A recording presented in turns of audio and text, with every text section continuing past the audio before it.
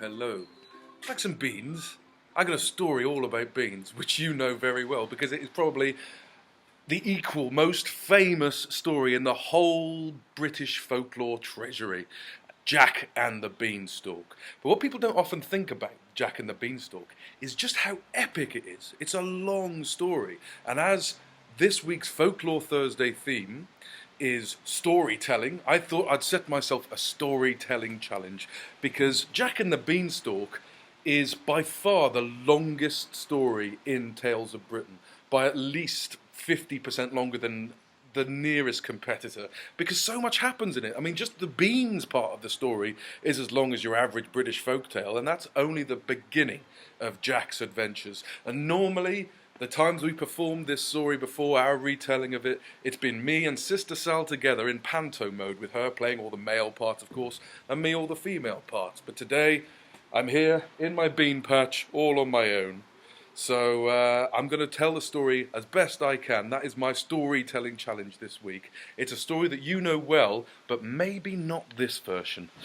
But it is, of course, an English story, which we'll get round to, and it is full of giants.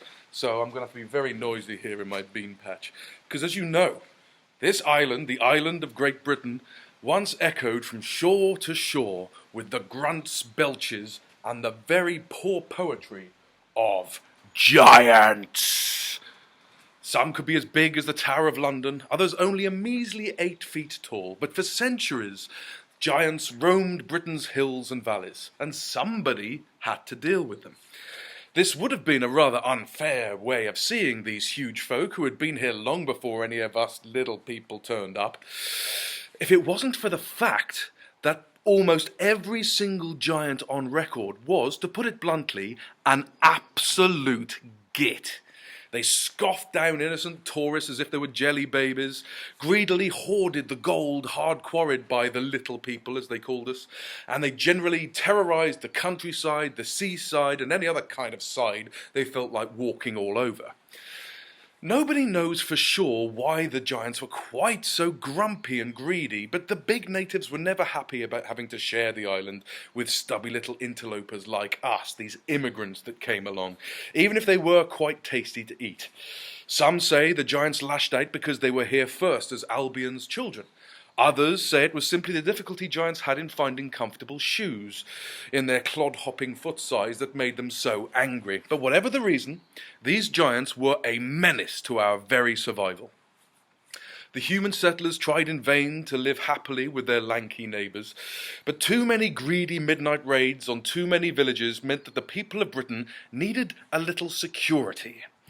The most famous hero of all to be remembered down the centuries was Jack, the giant killer, a smart Englishman with the wit and guile to send any murderous ogre packing.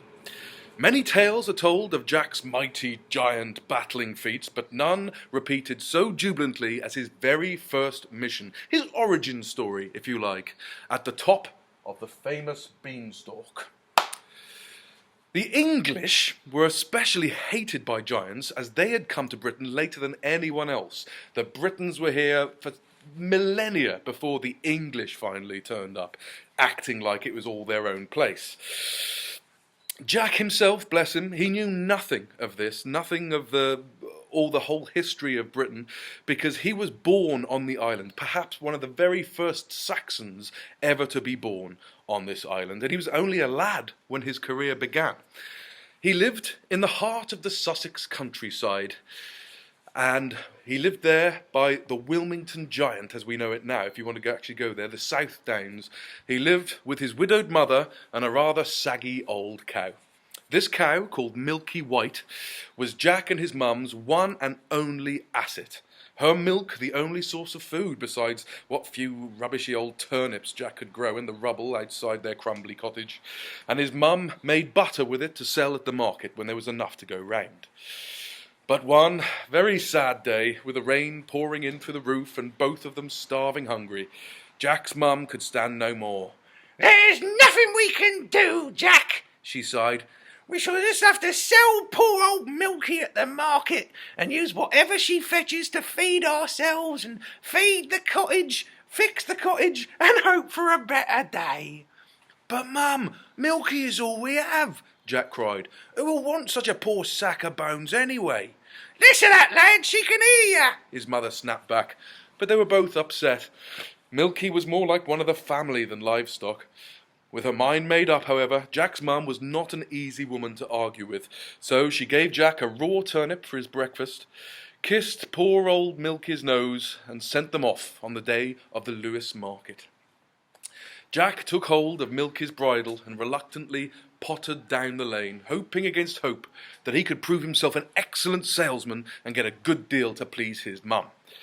But as he looked in Milky's big, sad brown eyes, he realised that what he would like more than anything else was to find his old beefy friend a happy home for her remaining years. It was then that Jack saw the man. Jack lived in quite a lonely corner of the country and rarely saw anyone except his mum, but this curious fellow would have caught his attention in any crowd.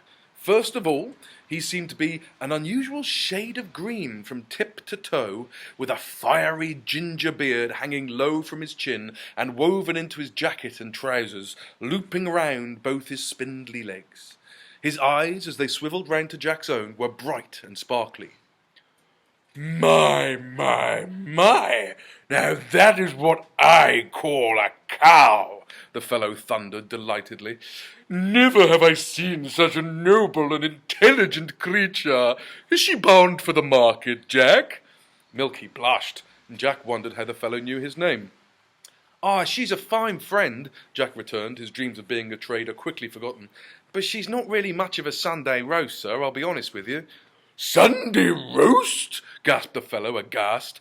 "Why, don't even say such a thing in jest, my lad. It is a friend I see before me, if not two friends.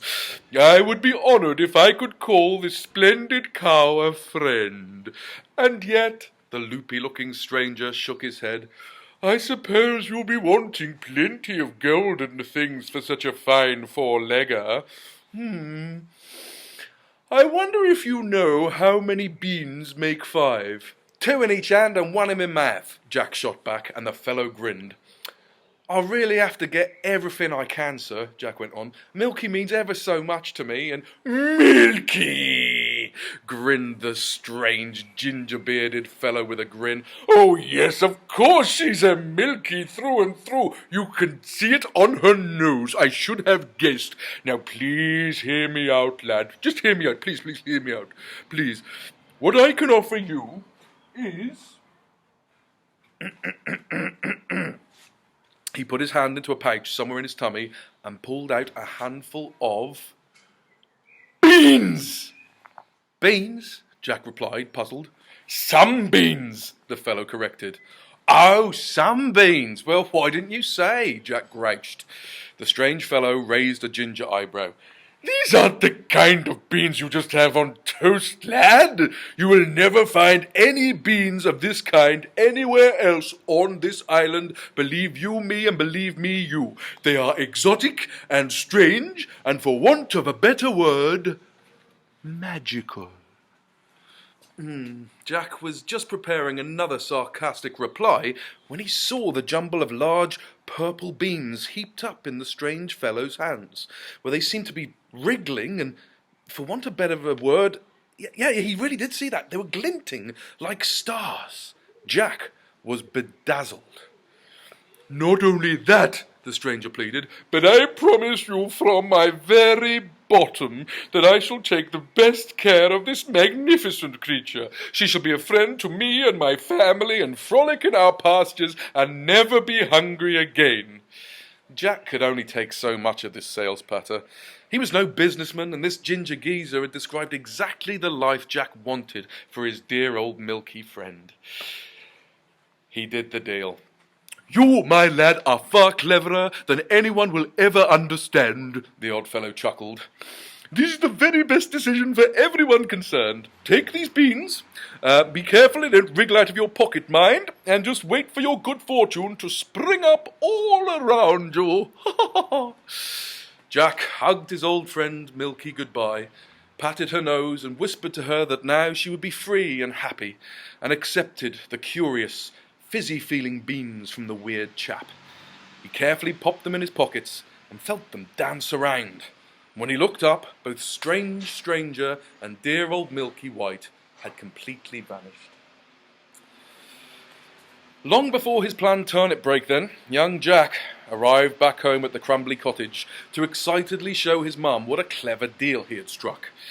When he unloaded his sparkling reward onto the kitchen table, however, his mum pulled a face that looked like she had mistaken a cowpat for a delicious bowl of porridge, and she only said one word. Beans! Magical beans? Jack insisted. Now, look, Jack's mum did actually say a lot of other things at this point, but barely a single one of them would be polite to repeat in this story. It's enough to say that Jack's mum completed her loud reaction to the poor lad's magical deal by grabbing the beans, screeching, Here's what I think of your so-called magic beans, you stupid ape-off! and hurling them out of the kitchen window, where they wriggled and disappeared out of sight, somewhere in the rubbly patch where nothing but turnips had ever grown. Jack was sent to bed without any supper that night, but then there wasn't any supper for him to have anyway, or for his mum.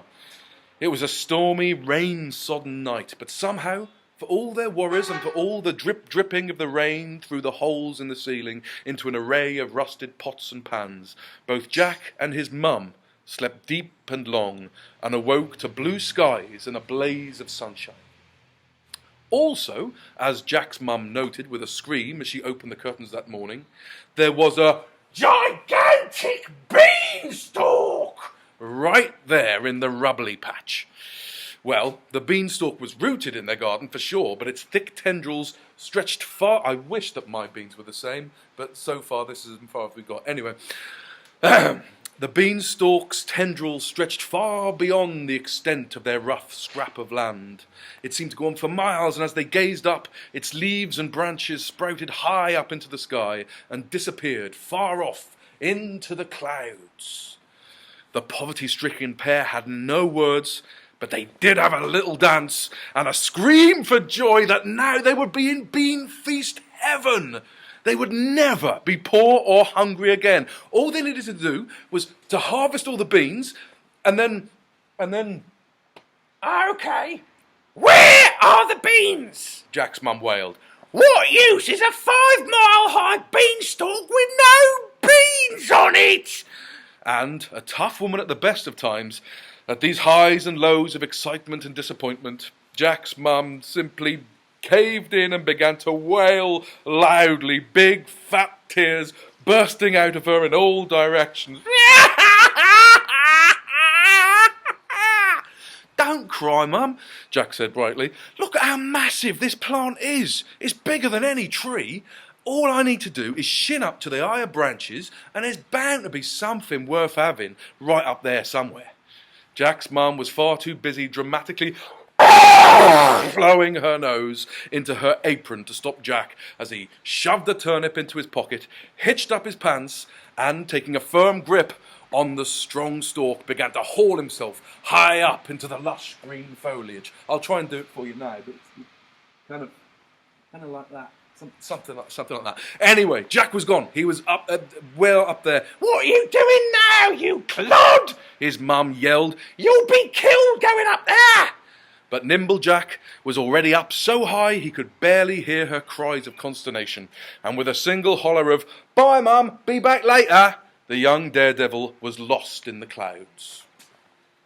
No beans could Jack see anywhere, but then, being swamped in thick white clouds, Jack couldn't really see very much of anything. Whether the beanstalk had twisted and bent in the mist, carrying Jack over onto some rocky crag or cliff face high up above his cottage, he could not tell. But he was certainly surprised to put his hand out into the cloud and touch solid ground, hidden underneath the swirling white mist. The brave lad cautiously tested his weight on the surface, shakily lifted himself up onto his feet, and had a good look round. If finding solid ground in the clouds was a surprise, it was nothing compared to what Jack saw next. An almost unimaginably huge, dry stone castle with turrets and towers stretching up to the very edge of orbit of space itself grew out of the clouds only a minute's sprint ahead of him. Jack's mouth just sagged in stunned admiration at this architectural wonder. He goggled at this impossible fortress. Anyway, if you want to get over a shock, another shock is as good as any remedy. And so, the sudden earthquake, which suddenly fixed Jack's goggling, began to make everything move this way and that way. Crumbling tremors sent vibrations through the ground and up Jack's quaking legs. And then came the great roar! Fee-fi-for-fum! I smell the blood of an Englishman! Be he alive or be he dead, I'll grind his bones to make my bread. And there, galumphing round the west wing of the castle, came the mighty giant. He was so enormous he didn't even have a name, and always insisted on being known as the giant. Nimble Jack could barely have jumped up to touch this giant's knees, even if such a mad thought had been likely to grip him. Jack had tiptoed from the safety of the beanstalk's foliage and was standing in clear view, so there was no way he could have spent more than a couple of seconds looking up at the giant. But that was, believe me, so much more than enough. Those slavering lips, those brown and crooked teeth, those hands, each claw-like fingernail the size of a canoe. Oh, and worst of all, that hideous haircut.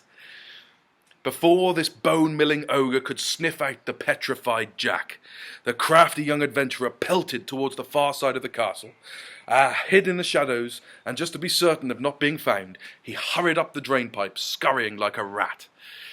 The giant sniffed in a confused manner, gave his unreliable nose a gloopy deep bogey-picking, and forgot all about it. It was not especially nice up the drainpipe, but at least Jack knew that his bones would be safe up there. He cautiously inched his way up until he found himself climbing out into a dirty sink full of rotting food and filthy plates. He instantly knew he was being watched. "Oh, a clean little pinkin in my lovely dirty sink!" cried the most enormous woman Jack had ever seen. Though not a patch on the monster outside, this big, crumpled scrubber must have been a dozen feet high. It was lucky for Jack that she appeared to be more fascinated than angry, or indeed hungry. Please, madam, all I was doing was looking for some beans and... "Beans? What do you want beans for? I probably got a tin full of them somewhere. If you could have it, if you want, you carry it. It's pretty big, but you can have it if you want." Well, thank you, but then just as I was looking, I saw this huge monster. "Oh, you mean my husband?" she replied with a snarl of exhaustion and regret. "Yeah, a bit of a shocker, ain't he? I can barely stand to look at the big horrible blighter myself. I was such an happy girl, frolicking around the oak trees back when I was so high to a dinosaur. But then, married to that villain for 10 minutes I was, and he had me in his kitchen cooking his humans, dirtying his floors just the way he liked them, creating that horrible smell he's so keen on. My life's just not my own anymore, I tell you." "Hush, hush." The large lady froze and gestured her tiny visitor into the holes of a nearby hunk of stinking Swiss cheese. Jack held his breath as the kitchen shook with "Fee-fi-for-fum! I smell the blood of an Englishman. Be he pink or be he spotty, I'll tromp his toes and bite his body." "Oh, there you are again with all this fee-fi-folder-all rubbish," the giant's wife shot back at him. "You're always saying that, and seeing as you got me to make 4 Englishman pies, a Scotsman flan and German sausage just yesterday, I'm not surprised the smell's still lingering." "Fair enough," admitted the giant. Anyway, wife, it's half an hour since breakfast, and I'm famished. With this, he dropped onto the table a string bag containing half a dozen cows, full-sized cows, still mooing in a very annoyed way. Boil them up and get me a spoon, wife, and I'll be back with more. And with that, the giant thundered off to burgle and terrorise more farmsteads for miles around. I'll boil his beef up for him one of these days, Mrs. Giant grumbled.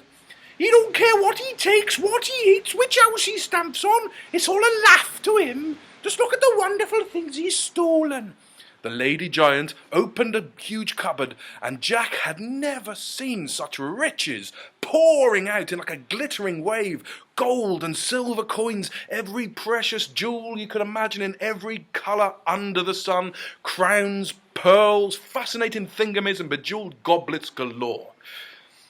You must be the richest giants in all the land, Jack gasped, up to his knees in gold pieces.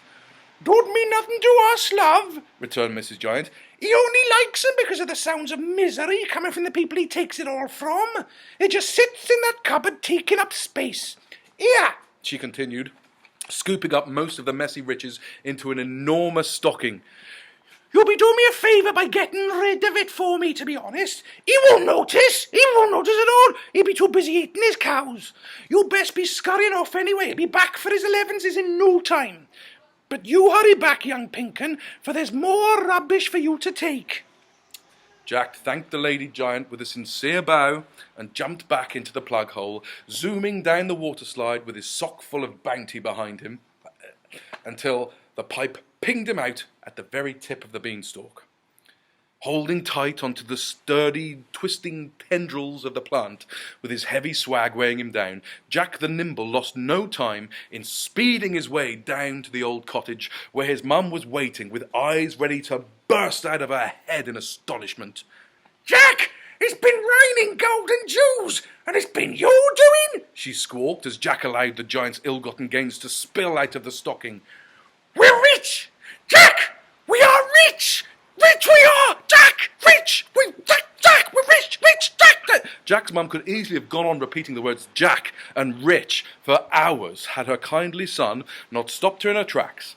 Well, it's not ours, really, strictly speaking, Mum, he admitted. I will be trying to find out whose it was and give it all back to them, but it was stolen by, oh, Mum, the biggest, ugliest, most horriblest giant you have ever seen. Whatever loud and angry things Jack's mum had to say about giving back all the lovely jewels and a tiara she'd only just begun to admire and try on for size, this stopped her right in her tracks. She had never ever even seen a giant before, and didn't much like the sound of seeing one now. Now look here, my lad. I don't know much about giants. In fact, I didn't even believe they existed until just now. Same as I never believed in magical vegetables that stretch up to the sky or rain in rubies. But what you and I are going to do is buy an horse and run away as fast as that horse's legs can carry us. Sorry, Mum, I can't. I promised a nice lady giant I'd take some more of these stolen riches off her hands. You can't be messing around with lady giants, Jack. I forbid it. But Jack was not to be dissuaded, and after a couple of strengthening bites of turnip, he was swinging himself back up the mighty beanstalk as if he was born to it. Back at the top, he spied the giant, setting off once again to terrorise some poor Saxon settling. The giant stopped. He sniffed. He boomed. Fee, fi, fo, fum! I smell the blood of an Englishman! Be he blonde or be he ginger, I'll scoff his toes and crunch his fingers! Jack winced. That was the worst rhyme he had yet heard. Luckily, the giant just sneezed, pulled out a bag of dry roasted Vikings, and went on his way, crunching as he went. What greeted Jack when he once again surfaced in the dirty kitchen was still a surprise on that day of non-stop surprises. It was a chicken. No, that's not just a chicken, Mrs. Giant laughed. This is the hen that lays golden eggs. I thought that was a goose. Don't be stupid. Those are white with long necks, and who's ever heard of a goose laying golden eggs anyway? Jack had to admit it did sound rather weird. Go on, continued Mrs. Giant, flicking the hen at Jack from the palm of her hand as if it was a pea. get it gone with the rest of this shiny rubbish, and there'll be one more load before I've got all my cupboard space back. Jack caught the discombobulated hen and looked at it. The hen looked back at Jack, gave an ear-splitting cluck, and plopped a perfectly egg-shaped nugget of purest 24-carat gold right into his hand. Jack! Well, now I really have seen everything ever that it is possible for human eyeballs to see. Jack's mum gasped when she saw the hen repeat its glittering party trick 10 minutes later. I'll tell you what, my boy, 1 week of eggs from this little darling, and you can give back all the jewels and rubies you want. She'll set us up for life. No more holes in the roof, no more turnips for breakfast, dinner and tea, and no more cleaning the windows with me old knickerbockers. But while Jack's mum chanted on in this way, her brave lad was already up the beanstalk making his final journey up into the clouds. Strangely, there was no giant lying in wait for Jack this time, but he scurried up the drainpipe as before to see what the big brute's wife had in store this time. There you are, and about time too. That big gat'll be home for his dinner any moment, and I need you to get shot at this annoying what's-it for me. There in the cupboard, Jack was introduced to a tall golden harp. The harp was fashioned into the shape of a nymph along one side of the frame, so she could play her own strings as she sang, loudly and in a never-ending melody.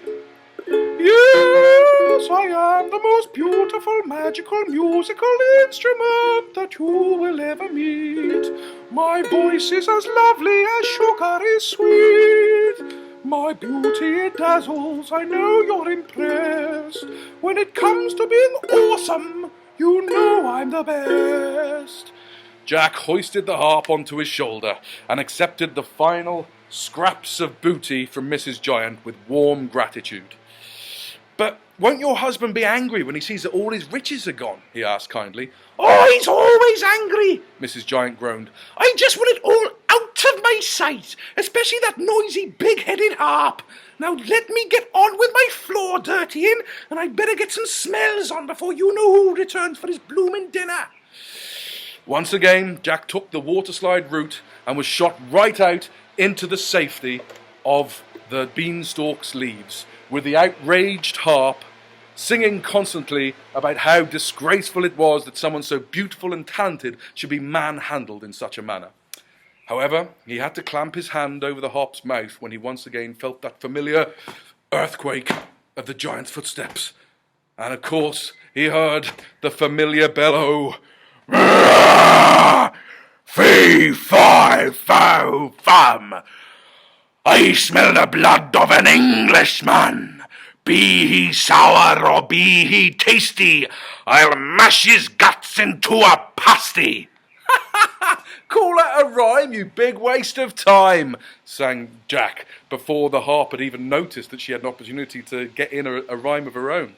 It echoed around the whole cloudy area, and there was no doubting that the giant heard it.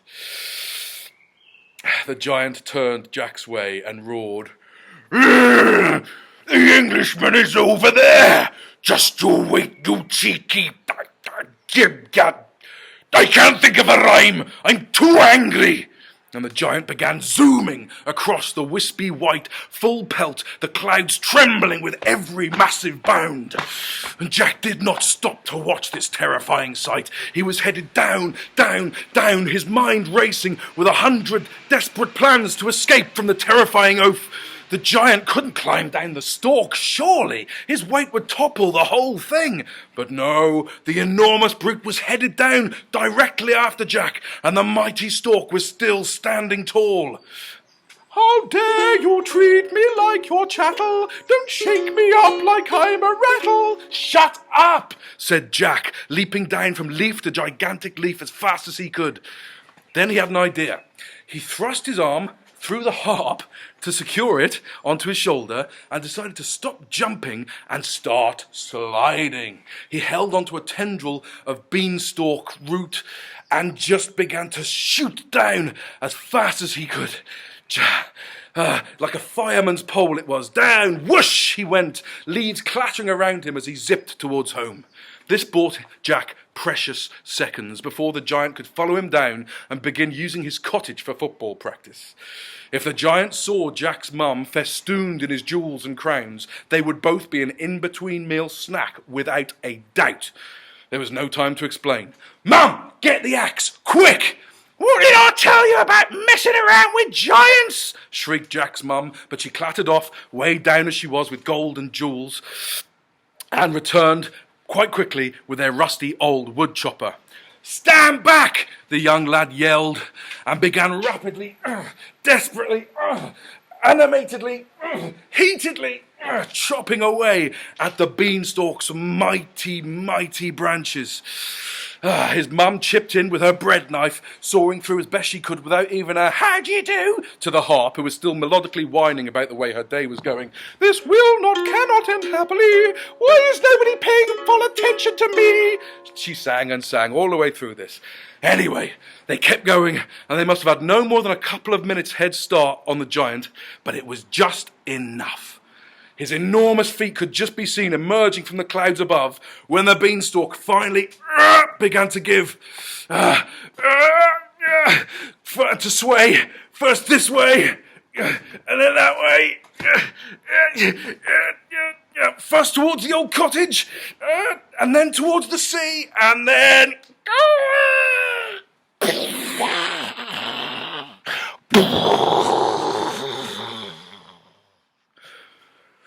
The beanstalk fell out across the shore, and there, far in the distance, Jack, his mum, and the finally dumbstruck harp could see the giant, this enormous bully who had devastated the English countryside for hundreds of miles around, fall to earth like a bomb going off on the horizon. And that was the end of him. As for Jack, he was as good as his word, and scoured the country all round to put right all the wrongs of the vicious giant, whose landing site was marked with a huge chalk outline on the slopes of Windover Hill, which we now call the Wilmington Giant. You can go there to this day and visit the place. Jack couldn't be sure that every single jewel and coin got back to every single victim of the giant's thievery, but he did his best, only taking a few golden eggs from the hen before the poor witch who owned her was tracked down. Although the wizard who had to reclaim the harp didn't seem too happy about it for some reason. Jack would, of course, have many more adventures, and you'll find the sequel, Jack the Giant Killer, in this book. He's vanquished many more murderous giants in his celebrated career, which made him one of the superheroes of British folklore. But at the end of every single giant-killing mission, Jack would always be able to return home to the South Downs to his poor old mum in their prettily redecorated little cottage with no holes in the roof, and he would stand on the stump of that enormous beanstalk and tell everyone around, all the children, all about his exploits. But that beanstalk never grew again, and all that ever sprouted up from that rubbly patch, forevermore, was turnips. I don't know about you, I don't really like turnips, neither did Jack. But that is, with a question mark at the end, the end. And this has been more than half an hour, which is far too long for a Tales of Britain story, I think you'll agree. But now I've completed my challenge. The story has come to an end, and maybe I'll do Jack and the Giant Killer for you some other time. But for now, a very happy Folklore Thursday to you.